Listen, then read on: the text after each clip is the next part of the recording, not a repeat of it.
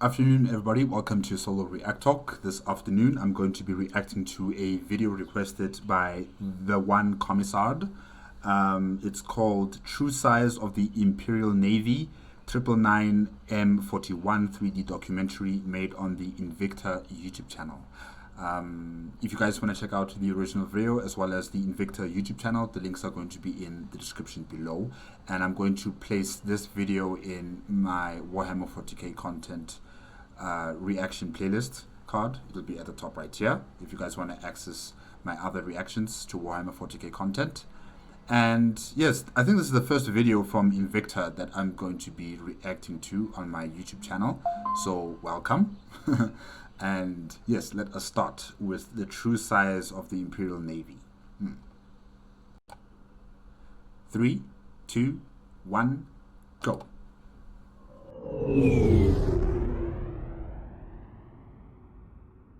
This is an Imperial warship.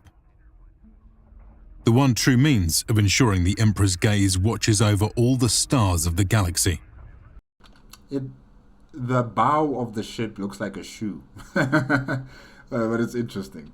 In the void, its scale can be difficult to grasp. Thus, we can place it beside an aircraft carrier from ancient Terra. That is tiny. That is tiny compared to this ship. Wow. Like, just the engine section alone is as big as the aircraft carrier. Oh. From tip to tail, it stretches over multiple kilometers with hundreds of megatons worth of men, materials, and weaponry being propelled through space by reactors large enough to power entire hive cities. But this particular vessel is just an escort. Close behind come the larger boats of the fleet.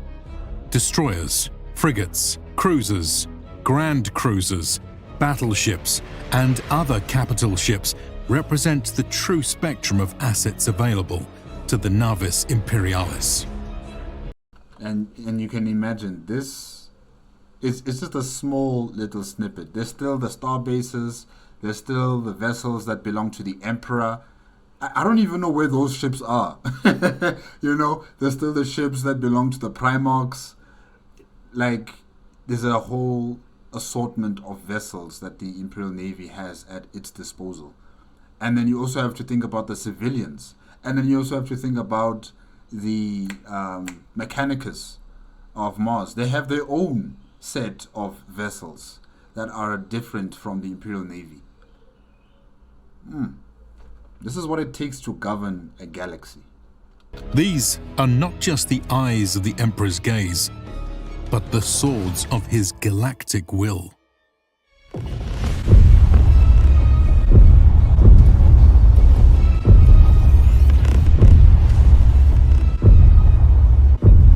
As with all weapons of war, they can be grouped into classes based on size, role, and weapons profile. Where's my pen? Yeah, okay. Escort, cruisers, and battleships.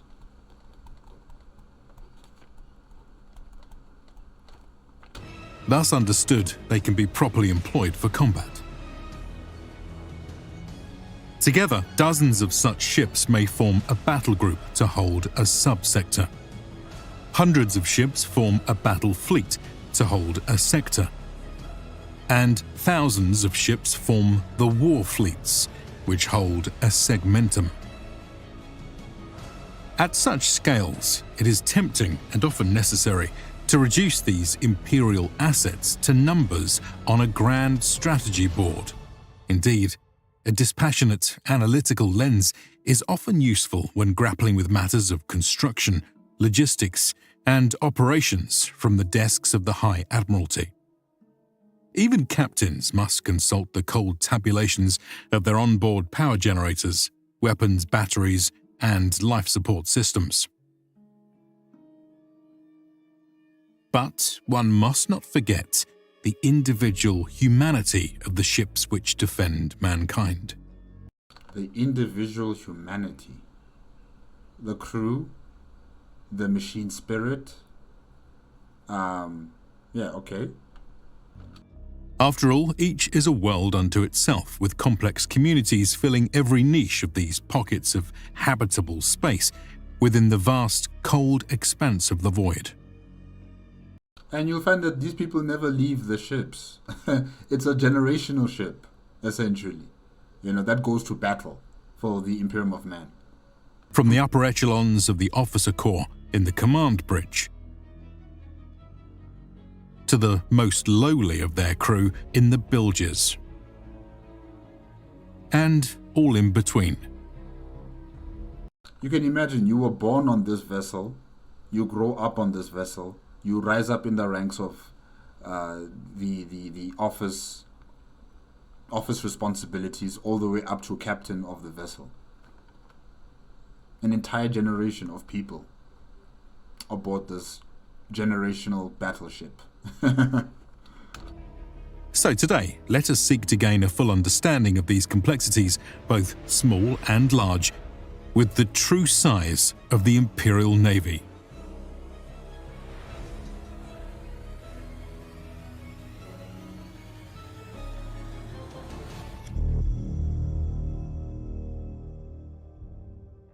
So I'm very excited to show you guys this episode. It is going to be an awesome series. Now in part 1, we'll be looking I'm assuming you are Invicta.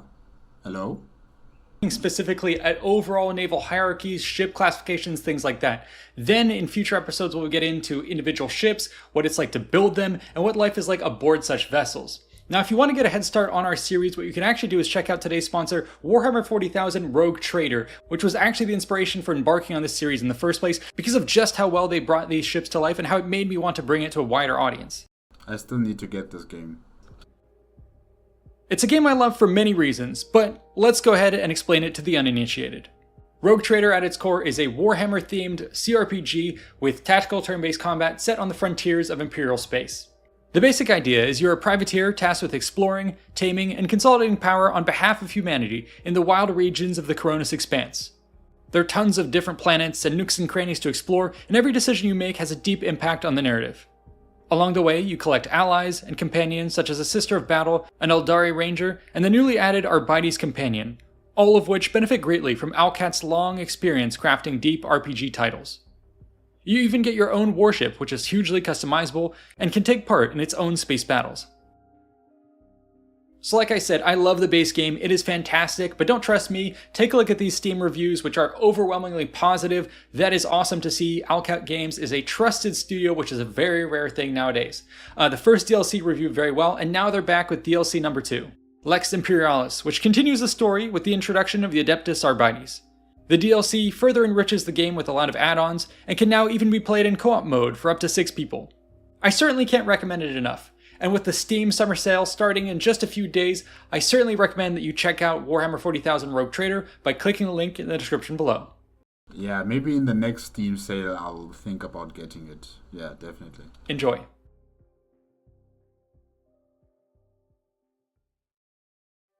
We can begin our discussion at the highest levels of Imperial administration. Here we see that all spacefaring vessels under Imperial control can be broadly grouped into the Imperial fleet, which is parented to the Adeptus Administratum. The fleet then breaks out into 3 major branches: the war fleets, the merchant fleets, and the civil fleets. Okay, hold on. Adeptus Administratum. The war fleets. So, the Adeptus Administratum controls the merchant fleets through the Imperial fleet and the civilian fleets. And I'm sure the merchant fleets are the ones controlled by the rogue traders. Or maybe I'm wrong about that, I'm not sure.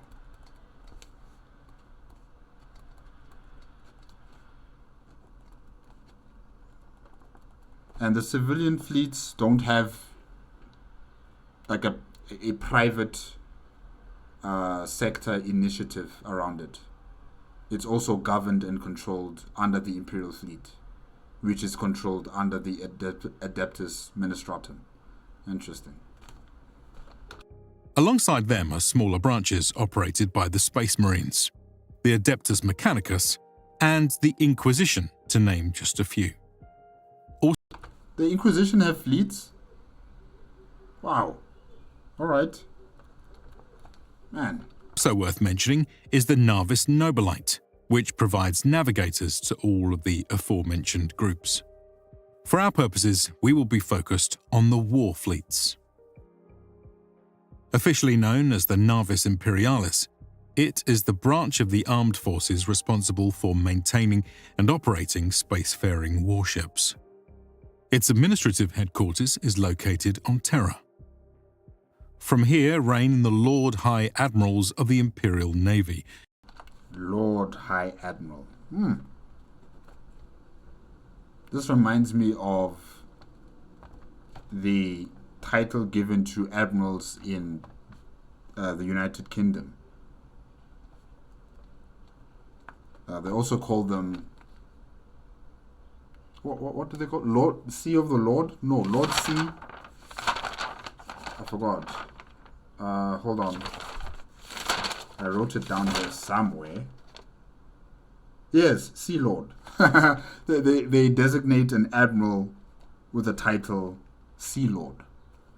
Interesting. Who oversee the tens of thousands of ships and millions of sailors under their command. At this highest level, administration is split between 5 segmenti majoris, with command of segmentum solar being considered the most prestigious. Of course, the capital is in Solar Segmentum. Each segmentum has its own war fleet and fortress headquarters led by one of the Lord High Admirals. The total ship count within a segmentum numbers in the thousands. However, not all are on active duty. Many will be undergoing resupply, repair, or decommissioning, while entire reserve fleets may lay dormant. Hold on, they can afford to decommission vessels? And what happens to those ships? Are they further broken down into the components and then recycled? I'm assuming that's what they do. Because building these ships is not cheap. Maintaining these ships is also not cheap, but to decommission it should be very, a very rare occurrence. Especially when you're dealing with a galaxy that's continuously at war. You're going to need all the ships you can get. Yeah.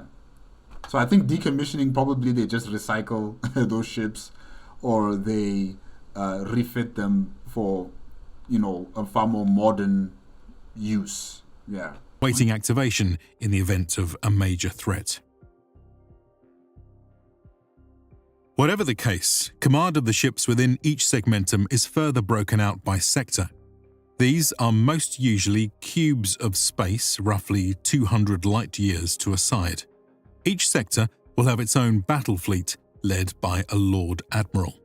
Typically, they will have at their disposal about 50 to 75 interstellar warships, though this can vary wildly. In addition, such battle fleets will have access to many local sub-light vessels, space stations, orbital defense platforms, mine arrays, communications systems, observation posts, and more.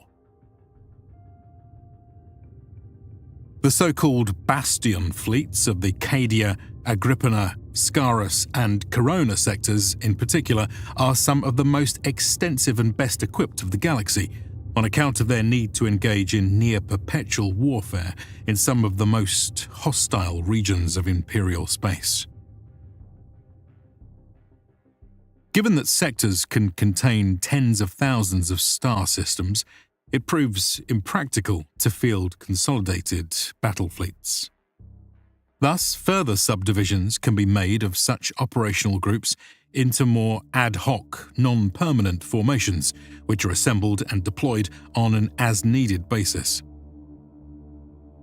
Major campaigns, for instance, will often see battle groups take the field in a formation tailored to the mission at hand. These will typically be led by high admirals or admirals who operate out of a designated flagship, usually the largest vessel, with the And those will typically be the cruisers or the battleships. support of perhaps a dozen or more medium and small class ships. Smaller operations, meanwhile, will be undertaken by squadrons led by commodores or commodore captains. They typically consist of just a few light vessels for missions such as patrol, escort, and reconnaissance. And finally, at the very bottom of this hierarchy, are the captains responsible for individual ships. Within each ship is its own realm of organizational hierarchies. Officers, NCOs, okay. Ratings, attack for craft, okay. And the captain. Wow. All these other subdivisions. It's a topic well worth discussing, but for now, we shall move on. With this overview of the fleet's level hierarchy in mind, we can now finally explore the details of individual ships. To do so, for each ship type will be beyond the scope of this video. Therefore, we will once more have to speak in some generalities. For starters, we can get a sense of the internal layout of a typical ship. Cutting a section through one, we see that its design often includes the following: a propulsion section with plasma drives for sublight acceleration, a power and engineering section with plasma generators for primary power, warp drives to enable FTL travel, Geller field generators for protection whilst in the warp, and engineeriums to service the ship. A rear section with a command tower for control and navigation. Yeah, I know that the novice nobility use, or they occupy a tower on a Imperium of Man ship for their, responsibility of navigating a ship into the warp. I don't know if the command and control center of the ship is also based on the same tower, or do they have their own separate tower where they operate the ship? Yeah, I'm not sure about that part. Mid-decks for major facilities like habitation, armories, and docks, and lower decks for storage and workshops. A midship corridor with infrastructure to host broadside batteries, defensive weaponry, sensor spines, and shield emitters. And a forward section with prow-mounted weapons, a ram, and emergency backup systems. Beyond these fundamentals, each particular ship class may make further adjustments to these basic sections to suit their desired role in battle. And the bigger the ship is, the more complex and elaborate the subsystems, the main systems, and the living quarters and the command and control centers, the engine sections. It just becomes even more complicated and massive. In order for these ships to move in space and to enter into the warp and exit out of the warp. It's a whole city. It takes a whole city of people to maintain it, essentially. With this overall fleet hierarchy established and a generic ship described, we can now review the major classes of warships which make up the ranks of the Navis Imperialis. A disclaimer before we begin is that these will be broad generalizations.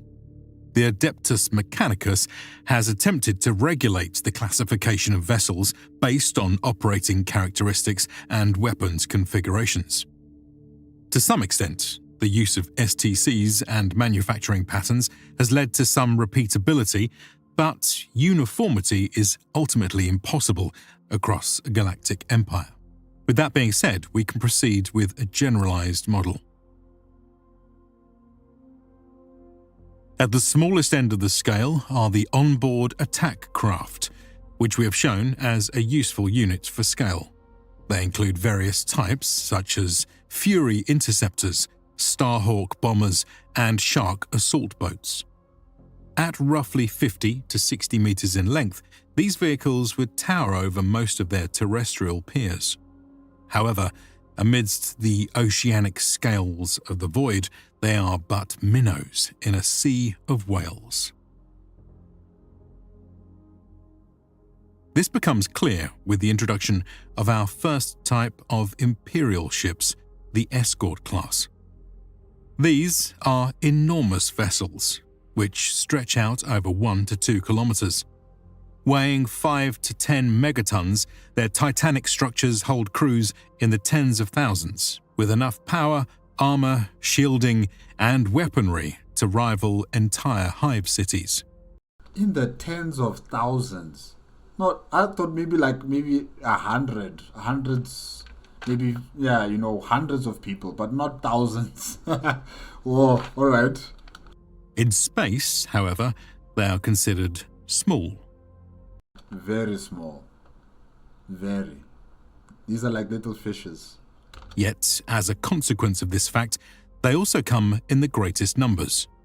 As such, they are often the most versatile, being used for the defense of larger ships as well as patrol, picketing, reconnaissance, convoy protection, and raiding.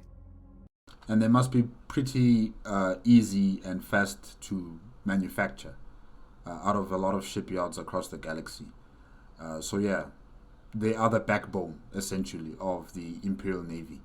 Not the cruisers, not the battleships, but the escort class vessels. They are the backbone. The escort class is broken out into multiple subclasses.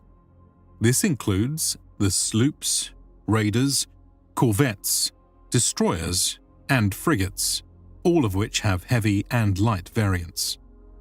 Many of the smaller crafts lack the FTL capabilities, armor, or weaponry to be of much relevance to naval warfare.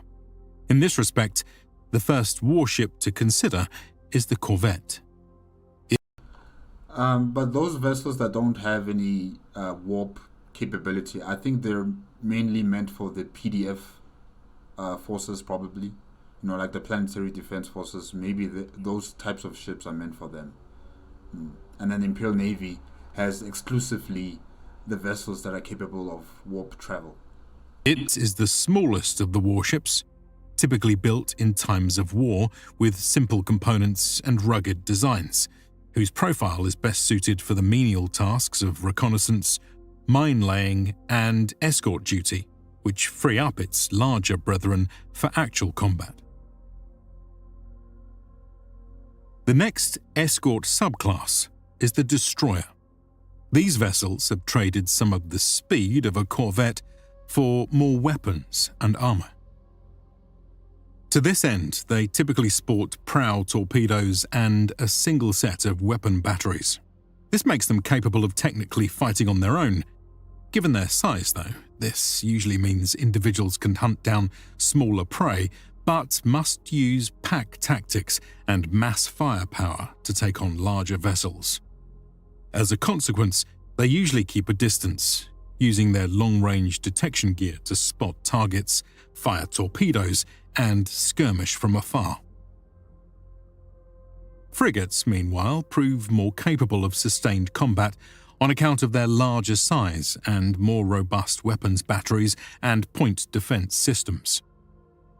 The Sword-class frigate is among the most common in the Imperial fleet, with a robust design which has stood the test of time. Its laser-based weapons and reliable armor make it a classic escort vessel, and it is a well-understood fact in the Navy that no battleship should operate without at least a pair of swords to guard their back. The Firestorm-class frigate is another prominent variant, which iterates on the sword design by making use of a prow-mounted lance turret for heavy-hitting, armor-piercing fire. I think I like the Firestorm class. I think I like it. Oh, it looks nice. The sword class also looks good, but the Firestorm is calling my name. And it's quite Long, yeah, okay, 1.9 kilometers, yeah. Other frigate versions exist, but shall have to be omitted in our review. Now we can move on to the next tier of warship class, the cruiser.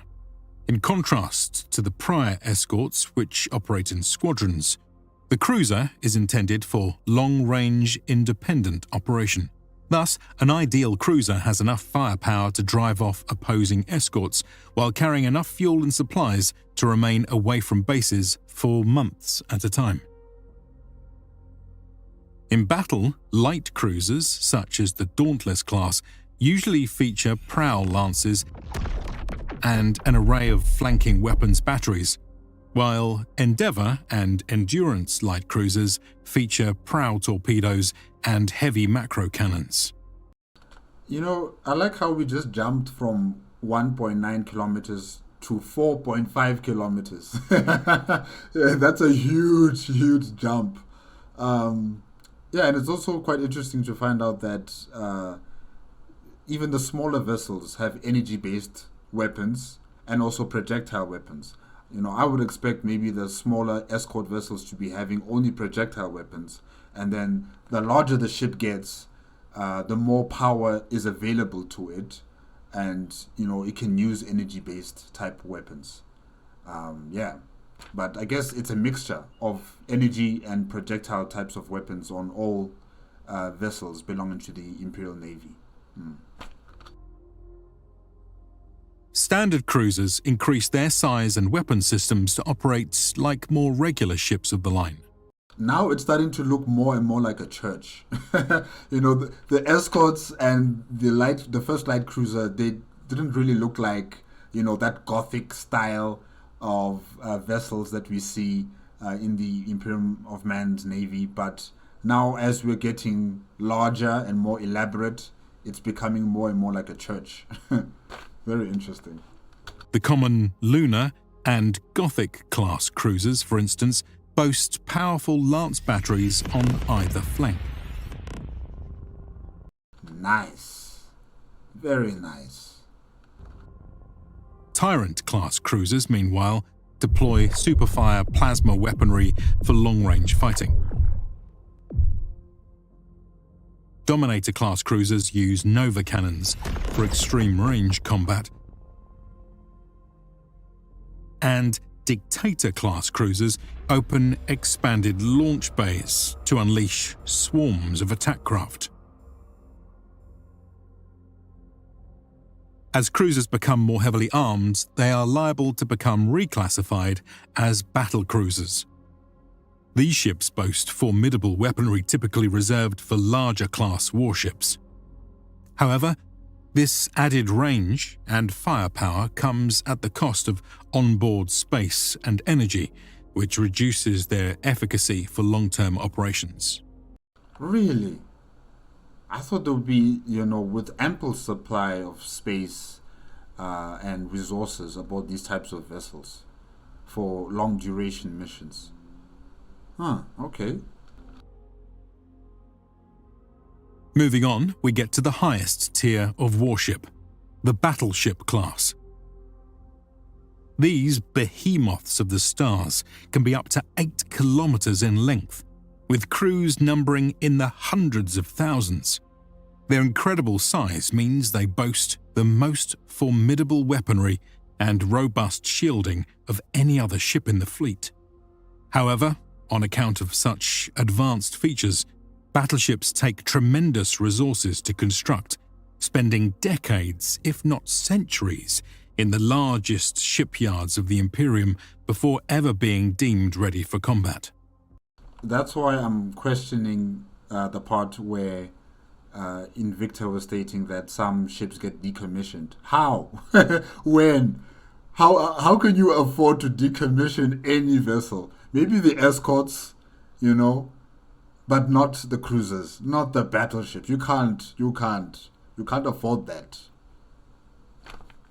No matter how old that ship is, it must still move, it must still fight until it dies. Yeah. As a consequence, many of the Imperium's battleships are thousands of years old. In service, they are similarly slow to maneuver. Yet, once in position, the firepower they can unleash is unparalleled in its destruction. And you can imagine these types of vessels, especially the battleships, are very hard to kill. And they've existed for hundreds, thousands of years. And they might have been in different, under control under different factions. They might have been controlled by the Imperium of Man one day, and then the next it's been held by, the Chaos Forces, and then it's retaken by the Imperium of Man and rechristened as an Imperium of Man battleship. So back and forth with different factions, fighting in different locations across the galaxy. Yeah, long-lived, a lot of stories to tell. It's such a shame that the machine spirit won't say anything, really. The Retribution-class battleship, for instance, is a close-quarters brawler, with rows upon rows of mighty weapons batteries lining its sides for devastating broadsides, capable of saturating the void with projectiles thick enough to walk upon. The Apocalypse-class battleship, meanwhile, prefers to tear apart enemy lines from a distance by pounding them to atoms with long-range, hard-hitting blows from its flanking arrays of lance batteries and nova cannons. I like its prow. I love how it looks. I like this ship. I like this ship. I like it. And it's also using energy-based weapons. Ooh, fancy. Truly, these sorts of battleships are the pride and jewels of the Imperial Navy. With only a handful being present within any given fleet, they often act as the flagship of such formations. But even larger warships lurk in the arsenal of the Navis Imperialis. The Gloriana-class battleship is one such example. Gloriana-class ships are the Primarch's vessels, right? I don't know about the Emperor, but definitely the Primarchs, yeah. Stretching out over 20 to 30 kilometers, it is the flagship of flagships, originally built during the Great Crusade for each of the Primarchs and their legions. In the 41st millennium, the roughly 20 surviving Gloriana battleships have since been divided between the successor chapters of the Space Marines, with but the Amphion remaining with Imperial naval forces as the linchpin of Battle Fleet Solar. The sheer power of such vessels is beyond comprehension and, in many ways, serves as the ultimate guarantor of Imperium's dominance of the stars. It's overwhelming firepower. Beyond this, only the Phalanx Mobile Fortress Monastery or the lost flagships of the Emperor exceed their size. A deeper dive into such topics is certainly warranted, but we'll have to wait for another time. I didn't even consider the Phalanx as a battleship. I didn't even consider it as something that you would consider as a battleship per se, But yes, definitely there are things that are far larger than the escorts or the cruisers or the battleships, and it's definitely the Starholds. Is that the word I should use? Starhold? But the space stations where they construct these vessels. Yeah, those things are massive. And the Phalanx is also part of that, I think. I think it's also like a mobile shipyard. And it's also got, huge defense systems on it as well. So yeah, it's a mobile defense platform and a mobile shipyard combined together.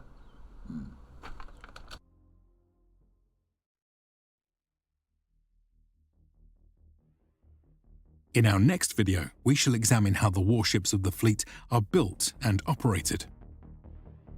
For now, you can catch script previews and download HD versions of our art on Patreon and YouTube memberships.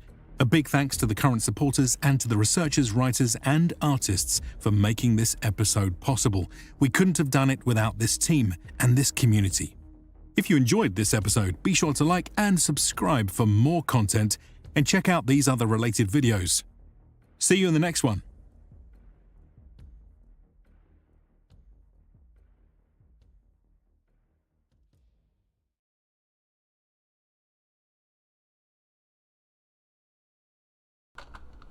Okay. Oh, that was nice. Yeah, that was True Size of the Imperial Navy, 999 M41 3D documentary made on the Invicta YouTube channel and requested by the one Commissard. Yeah, the ships are amazing. There was one escort class vessel that I really liked. The cruisers, I'm not sure. I didn't. Well, they were nice, but there wasn't one that actually stood out for me. And then, of course, the battleships. There was one particular battleship that I really, really did like. But yeah, the assortment of vessels that the Imperium of Man can field in the galaxy is just, it's amazing, and it's also terrifying at the same time. And how these vessels look like normal spacefaring vessels in the beginning, especially with the escorts, and then all of a sudden it just transforms as the larger, the bigger that they get, they become churches, they become cathedrals in space. It's just crazy. It's absolutely crazy. And how many people are able to be accommodated on these vessels, also going into the hundreds of thousands. I didn't expect the escorts to be having hundreds and thousands of personnel. I was thinking maybe hundreds, like 500 or 600, not going into the thousands. That's for cruisers and battleships, but not the escorts. But yeah, I'm also quite surprised about that part. And the fact that all these vessels are able to utilize energy-based weapons and projectile weapons. Like I stated before, I thought maybe smaller vessels would be using projectile weapons because it requires less energy to fire those types of weapons.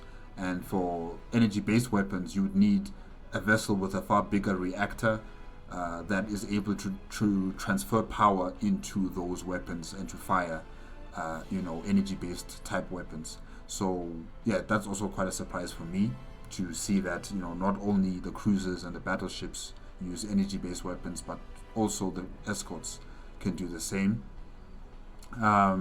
And yeah, I like how Invicta also further explained the Navy organization and how it's broken down into the different subsections or subdivisions of the Imperial Navy.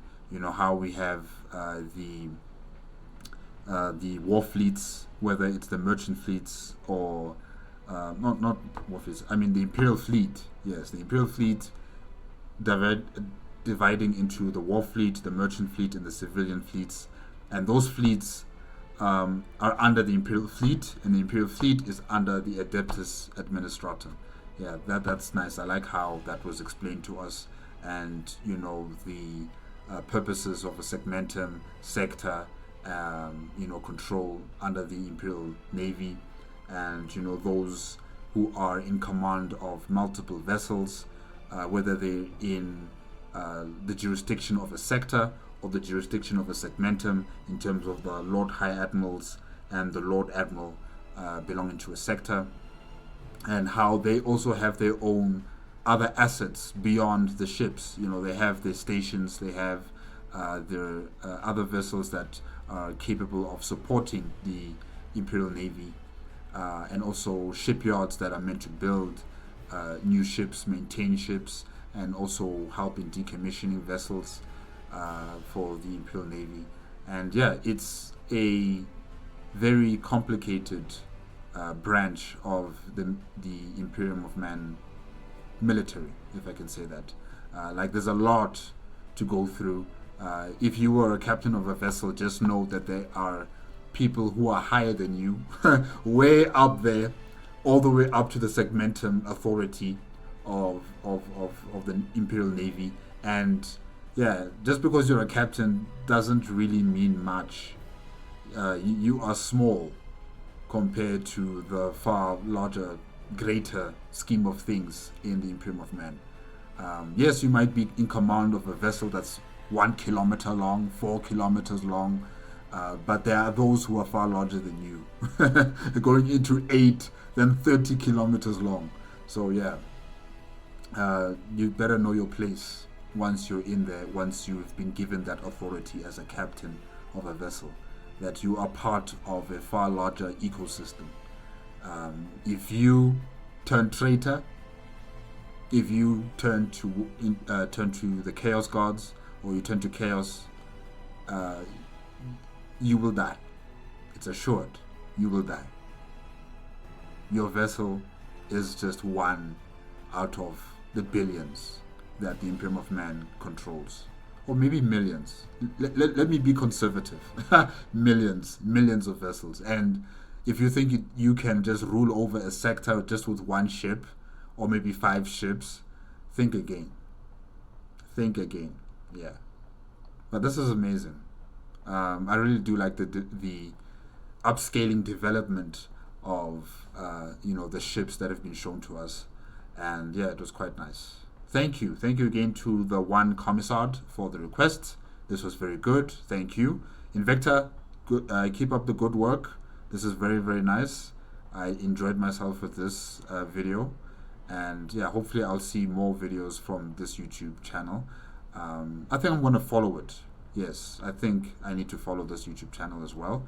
Remember, guys, subscribe to Invicta for Warhammer 40k videos, because I have seen other videos on the channel dealing with the Tyranids in particular, but I haven't really focused on anything else from this YouTube channel. But definitely I'm going to subscribe and I'm going to like this video. Hopefully you do the same. Yeah. Alright guys, that's it.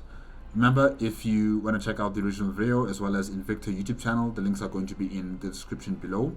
If you like my reaction, give it a like, comment, and subscribe to my channel. Click on the notification bell if you want to be up to date with my latest videos, and I'll see you guys next time. Okay? Bye-bye.